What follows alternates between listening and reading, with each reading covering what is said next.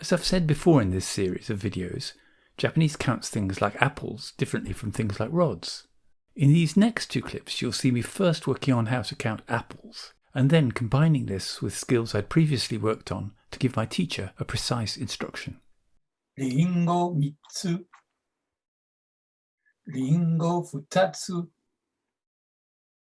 リンゴ1つ、箱の下のリンゴを1つ取ってください。はい。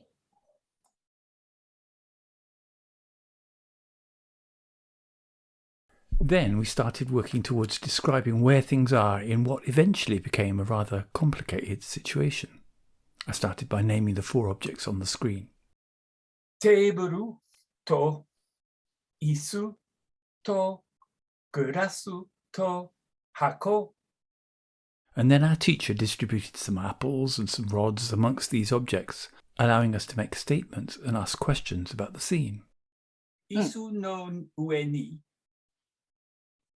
リンゴがあります。テーブルの下に何がありますか？ I'd started to include a few kanji, the ideographic characters Japanese uses as part of its writing system, in my writing homework. There's plenty of advice around on how to learn the kanji, but little of that advice met my needs because the very idea of learning the kanji implies prioritizing reading. That seems to me to be backwards. Japanese children work really hard to master their difficult writing system, but they start by already knowing the language. So I continued to allow writing and reading to lag behind my speaking, and I simply wrote sentences I could say from the work we'd done in class, looking up any kanji characters I needed as I went. Here's me getting feedback on some of my work.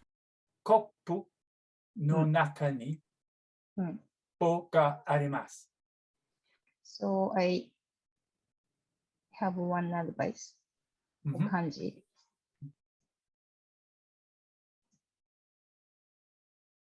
Can you see? 中。This okay. is not square. That's more oil. Yeah. Got it. はい。 Apart from anything else, this approach meant my homework remained fun. I started getting an intuitive sense of the way that kanji function in the language, and I avoided any of the memory burden commonly associated with learning this aspect of Japanese. For our next lesson, we returned to work on some more complex situations, some of them a little bizarre actually, with the table, the chair, the glass and the box. In this clip, you can see me feeling confident and with plenty to say about whatever aspect of the situation happened to strike me. 椅子の上のリンゴの上の犬は黒です。緑色のリンゴが3つあります。Continue. Okay. Okay.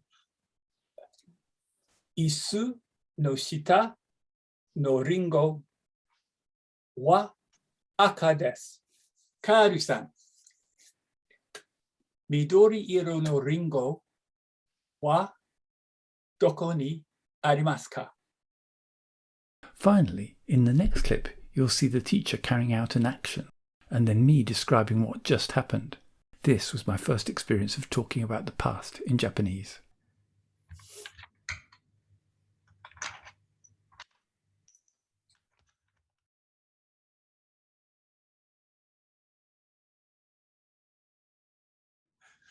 Mm-hmm.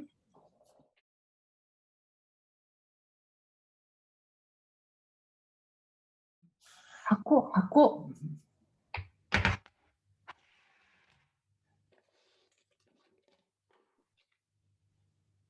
Aha. Mm-hmm.